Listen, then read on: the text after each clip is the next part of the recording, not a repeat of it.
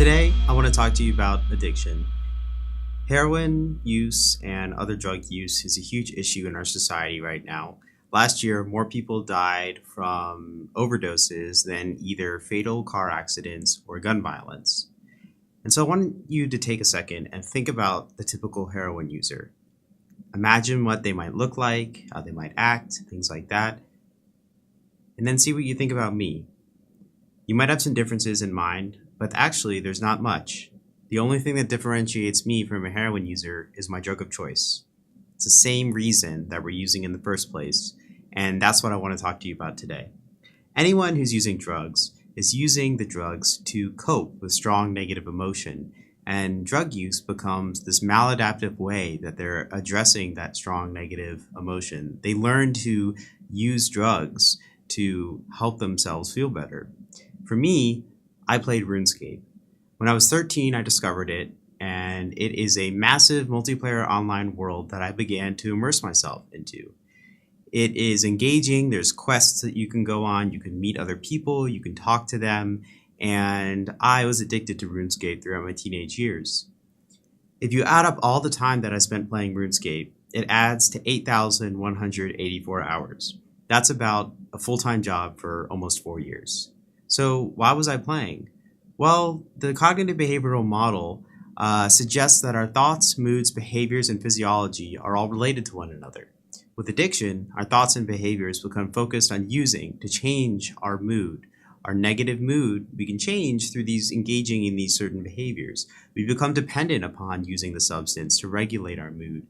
But eventually, it just becomes an escape, and it's not even helping us, it's actually hurting us. So why was I playing RuneScape?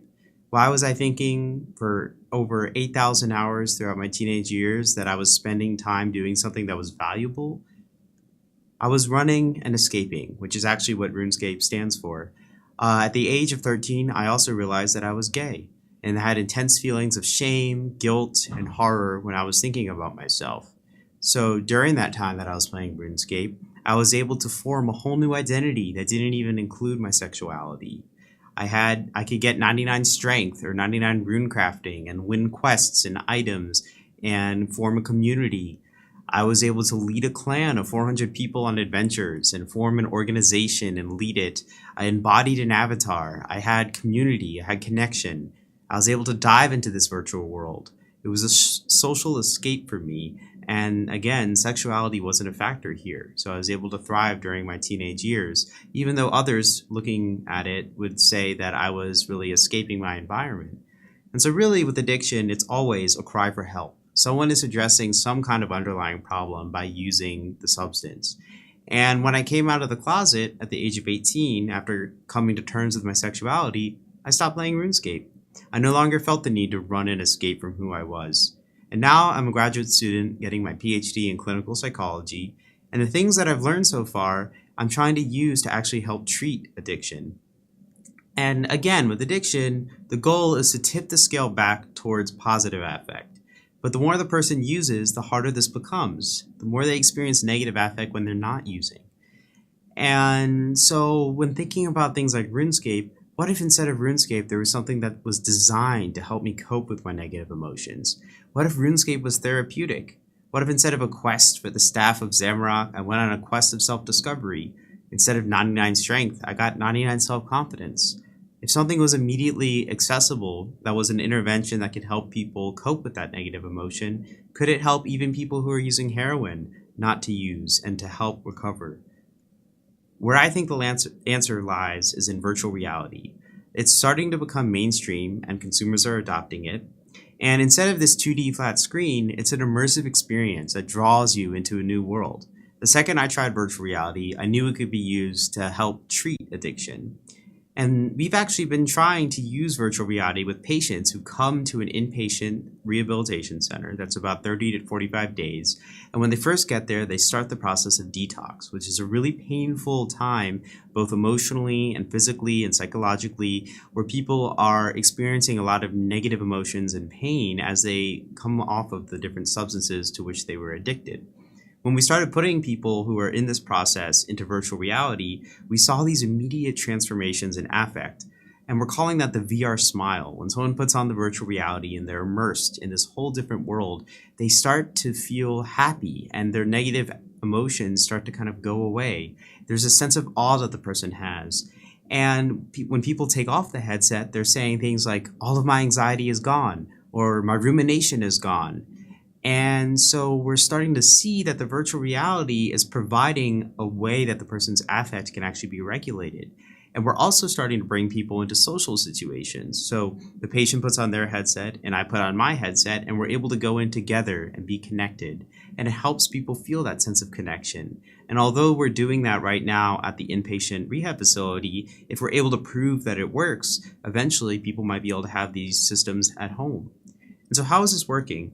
Well, typically with cognitive behavioral therapy, there's different ways that we can change our moods. We can examine our own thoughts, we can change our behaviors, or we can adjust our physiology. And with drug use, people are trying to adjust their physiology, even though they're using an illicit drug.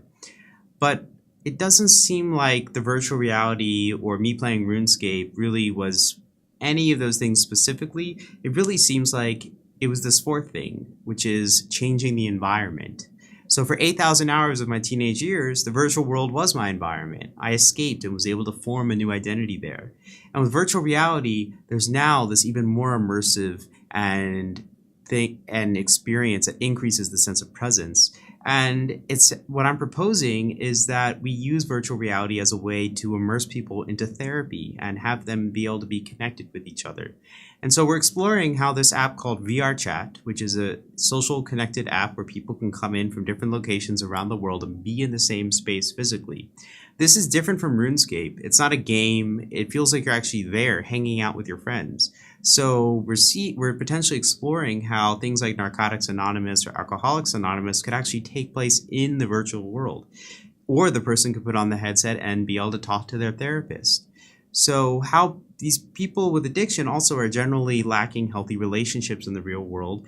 And what if we could develop healthy relationships in the virtual world and teach people in a safe environment how to develop the skills that they need to regulate their emotions without drugs?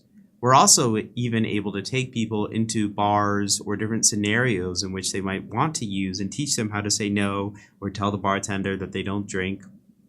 And so just thinking about the future, just imagine for a second, what if instead of reaching for drugs, reaching for that bag of heroin, grabbing that glass of gin, someone at home could put on a virtual reality headset and be transported to this place with social connection. Tens of thousands of people are dying every single year from opioid abuse, and we need a scalable intervention that's going to be able to address the magnitude of this problem. All of these people are escaping pain, and we need an alternative to drugs that is safe, that's not physically addictive, and most importantly, that can change the person's affect, that can get them that relief that they're seeking when they're using the drug in the first place. And so our goal is to deliver therapy through virtual reality to help treat addiction and prevent relapse.